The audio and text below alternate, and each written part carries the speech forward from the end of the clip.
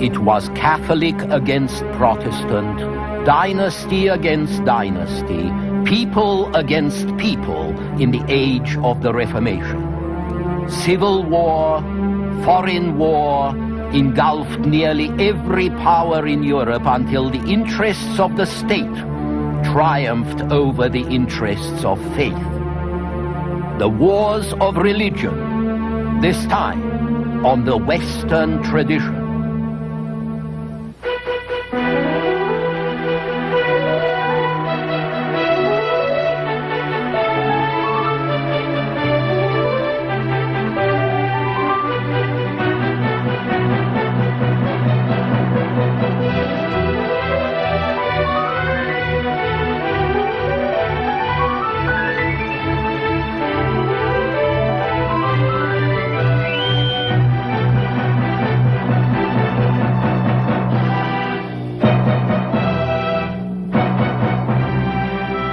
And now UCLA professor Eugen Weber's continuing journey through the history of Western civilization.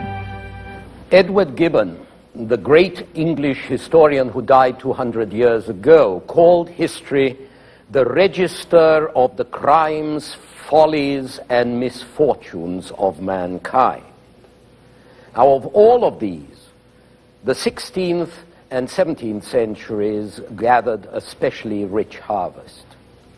The Protestant Reformation opened a Pandora's box of international and civil conflicts that we call wars of religion because religion was either their cause or their excuse.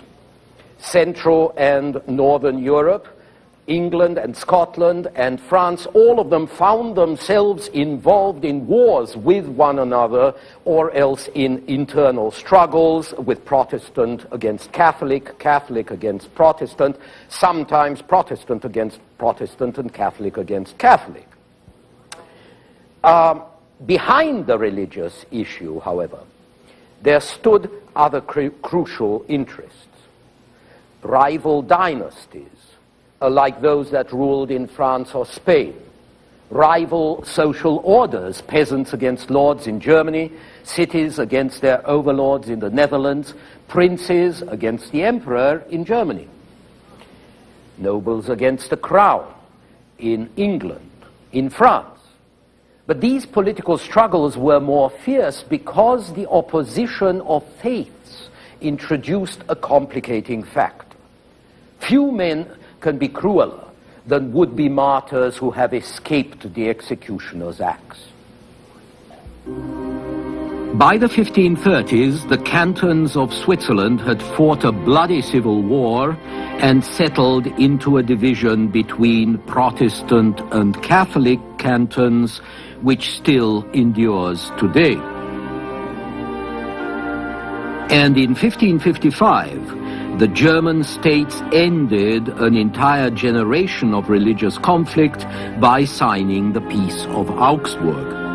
As in Switzerland, this was simply an agreement to disagree and to localize the conflict as far as possible. The Peace of Augsburg was no more lasting than any other peace.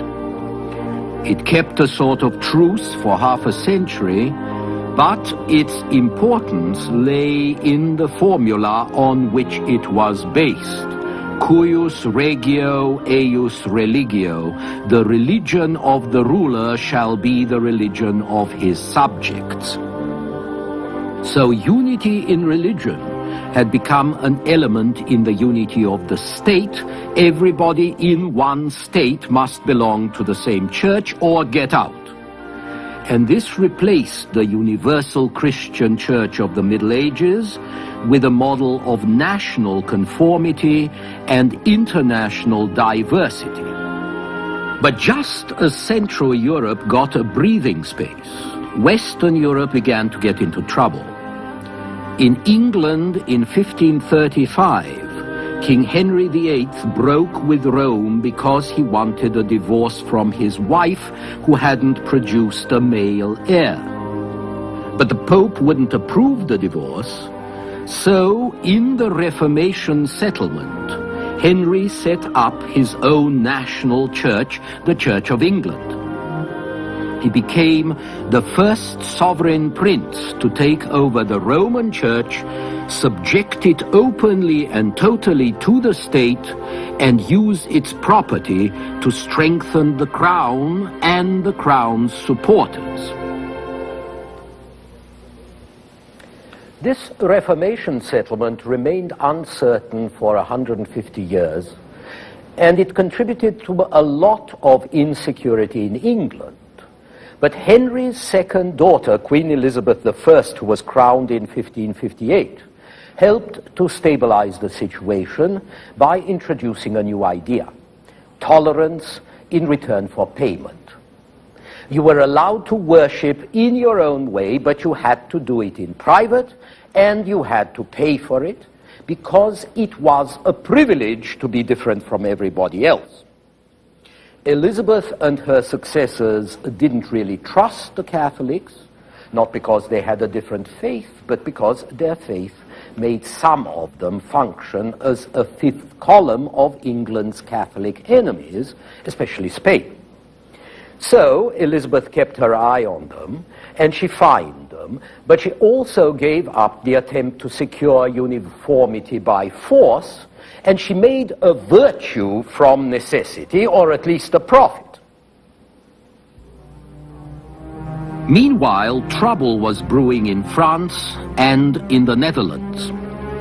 Political problems and religious problems there produced an explosive mixture which blew up in the 1560s and 70s. It led to an almost endless series of wars for the rest of the century, with French fighting French, Belgians fighting the Dutch, the English helping the Protestants both in Holland and in France, and the Spaniards fighting everybody at one time or another. Catholic France had been burning Protestant reformers since the 1520s. But Protestantism also attracted quite a number of French nobles who found it a convenient stalking horse against the crown, which had been getting stronger at their expense.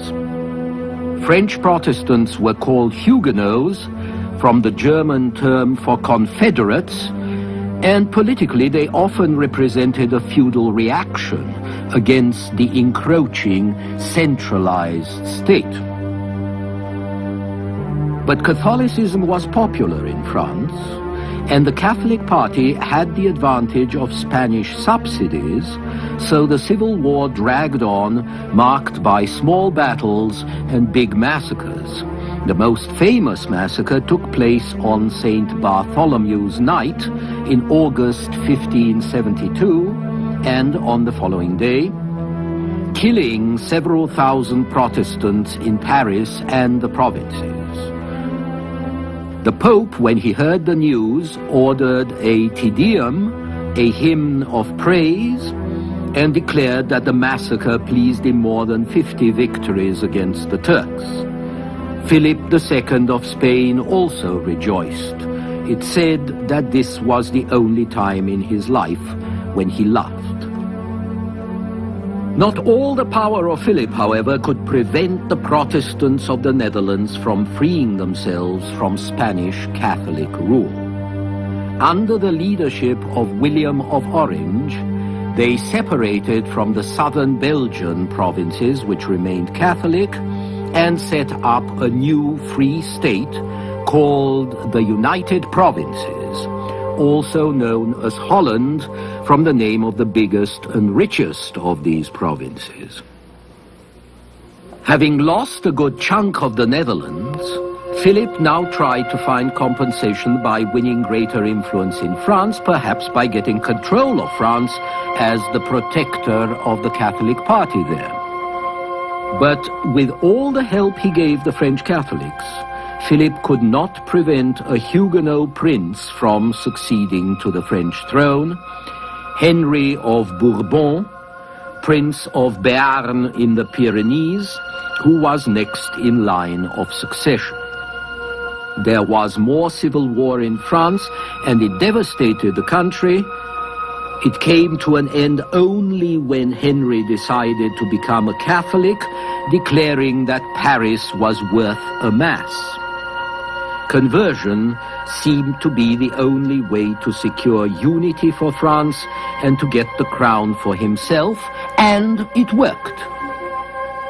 In 1594, Henry entered Paris, which had resisted him as long as he remained a Huguenot. He was crowned as Henry IV, and he united both Catholics and Huguenots against the Spanish enemy. And after another 3 years of war, he forced the Spaniards to make peace. But Henry's biggest task was to establish peace inside France.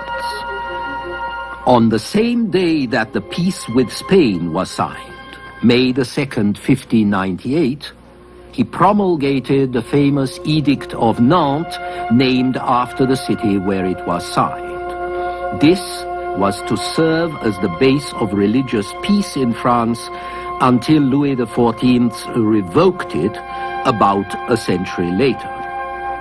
The edict succeeded because it made the Catholics feel they had won, and it made the Huguenots feel secure, since they were allowed to worship in their own fashion. And for the next 100 years, the Huguenots were going to contribute much that was vital and worthwhile to France's economy, its politics, and its culture. Now, if I may leave the Huguenots busy contributing, I want to say a few things about one of the most important results of this series of conflicts, conflicts which you realize were mainly civil wars. They were internal struggles in which religious dissensions threatened again and again to tear a country apart, to destroy political and social unity for the sake of religious unity and belief, to undermine the power of the state and the welfare of society for the sake of the church, and to massacre great numbers of people for the greater glory of God.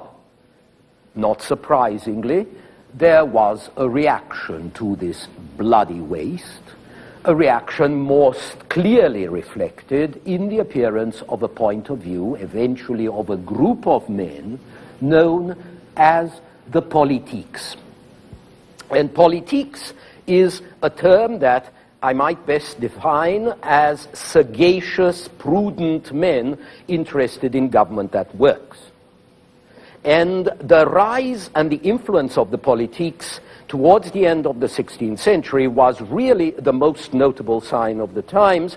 The very fact that politics existed testified to the fact that for a lot of people, the religion of the state as a symbol of order and stability, this was starting to look more important than the religion of the church. Or, alternately, you might say that religion was becoming more individual, more of a private affair, while the civil, secular state power was recognized as having more immediate claims, more pressing claims than those of the church. In the great crisis of the Reformation, religious people had felt that everything had to give way to the interests of religion. But now, the politiques felt that everything had to give way to the interests of the state. And the most important of these interests, given the terrible effects of civil war, was national unity. And if toleration of other religions was necessary to keep the country together, then all right, they would be tolerant. Now, this was something new. Truth has always appeared indivisible. You cannot allow untruth to survive. You cannot be neutral between good and evil. Martin Luther, after he had sowed his wild oats, neither desired nor believed in tolerance. John Calvin never dreamt about it. You were either a persecutor or else persecuted, and there was nothing the persecuted liked so much as becoming persecutors. But for the politiques and for princes like Henry IV, tolerance was an instrument of state. They didn't say that persecution was always wrong. They just said that tolerance was sometimes right. Their attitude was, let's see if it works. After all, it didn't look as if either the French Protestants or the Catholics were really strong enough to beat the other into submission. So, you find a gradual development of the view that you cannot identify loyalty with orthodoxy, that in Catholic France a man could be a Protestant and a good Frenchman too. A similar attitude developed in Protestant England, where Queen Elizabeth and her ministers were much more interested in the welfare of the country than in what language they were going to hear religious service. There was persecution of Catholics in England, but they were not persecuted because they were Catholics, but because they wanted to undermine the Queen and the constitution of the country. A Catholic could be a Catholic as long as he stayed at home and didn't conspire against the Queen, which is much the same idea as lay behind the Edict of Nantes. You can see how novel this was by contrasting it to the Spanish Inquisition, which was established a century earlier in 1479. The Inquisition didn't just want to get rid of a heretic because he was a danger to society. It was interested in his soul. It might have to torture him into salvation, but it would do its best to save him, even in spite of himself. The politics, however, didn't care about a man's soul. They only cared about his power or his nuisance value, and they were prepared to come to terms with reality, provided they could get practical results, that is, the unity, stability, security of the state. And to further these interests, they were ready to ignore the interests or the orders of the church, any church. They were ready to ignore the church for the sake of the nation. So the wars of religion paradoxically led to a downgrading of the importance of religion. It dwindled into one department of life. It became a private matter, not immediately, but gradually, until in the 19th century we find a Victorian politician remarking that things have come to a pretty pass if religion is going to interfere with private life. And this is an idea which no medieval man could possibly have entertained or understood. Still, the so-called wars of religion were not over yet. The greatest of them and the last was going to be the 30 Years' War from 1618 to 1648. This drew in almost every power in Europe. Swedes and Danes, Germans, Bohemians, Spaniards, and Frenchmen. It started when Ferdinand of Bohemia ascended the throne in 1617, determined to restore his lands to Catholicism and to revoke the religious freedoms of Bohemian Protestants. Within a few years, the conflict escalated into international warfare. Armies, as usual, did more harm to the civilian population than to each other, but things got so bad that even the soldiers suffered, as you can see in these engravings by the French artist Jacques Callot. William Harvey, the English physician, the same man who discovered the circulation of the blood, traveled across Central Europe during the war and noted that, by the way, we could scarcely see a dog, crow, kite, raven, or any bird, or anything to anatomize Only some few miserable people, the relics of the war and the plague, where famine had made anatomies before I came. As the great English poet Milton asked, what can war but endless war still breed? The only hope in this sort of situation is exhaustion. And by 1648, everybody was exhausted. It had been the worst catastrophe in Central Europe since the Black Death of the 14th century. The fighting finally came to an end with the Treaty of Westphalia, which reasserted the right of each ruler to determine his land's religion. It confirmed the territorial sovereignty of Germany's many principalities, which would serve to perpetuate German division and political weakness. It confirmed the position of France as a great European power, and it confirmed the decline of Spain. But the treaty also made clear the declining importance of religion. Although the 30 Years' War started out Catholic against Protestant, it ended with two chief contenders, both of whom were Catholic, France and Spain. Catholic had fought Catholic, Protestant had fought Protestant according to national or dynastic interests. And so the last war of religion was also the first, ultimately, to ignore religion. The fighting, the misery, the suffering had dulled religious sensibilities. And besides, after 1648, Catholic and Protestant positions were pretty much stabilized anyway. If you look at the map, you can also see a curious coincidence. On the whole, the territory of the old Roman Empire stays Roman Catholic. The barbarian lands beyond the borders of Rome are Protestant, which suggests how profoundly some structures can affect culture over the centuries. There are exceptions to this pattern, of course, but the general lines are clear.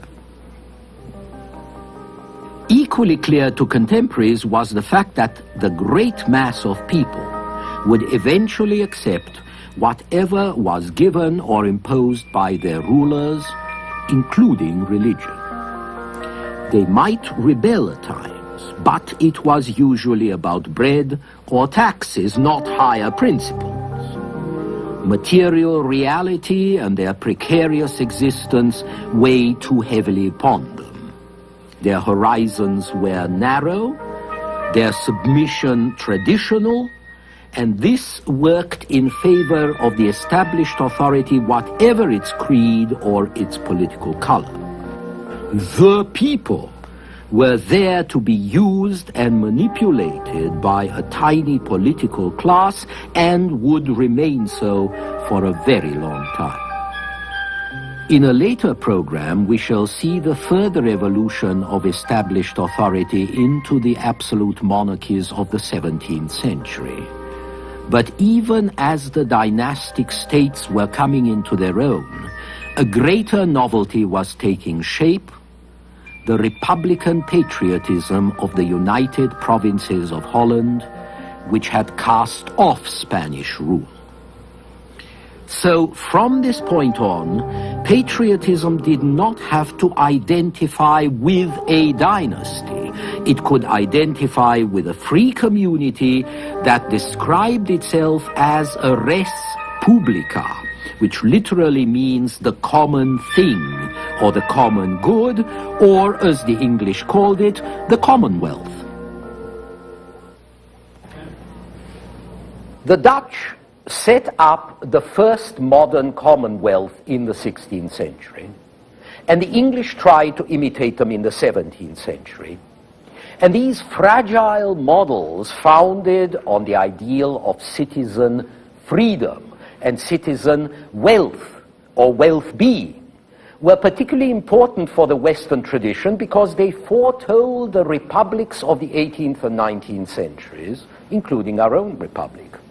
And equally significant was their growth out of and around cities, the direct successors of medieval city-states and the centers of new and vital economic activity. We shall take a closer look at this phenomenon next time, because while wars and politics are important, there are also less obvious forces at work that affect the outcome of wars and that affect how most people live.